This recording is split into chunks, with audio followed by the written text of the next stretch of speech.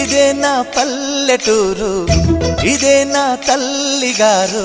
మా ఊరి పాడి పంట రాములోరి దీవెనంట. తల్లి గోదావరి నీళ్ళు కడిగ సీతమ్మ పాదాలు. ఊరంతా హాయ్ హాయ్ హాయ్.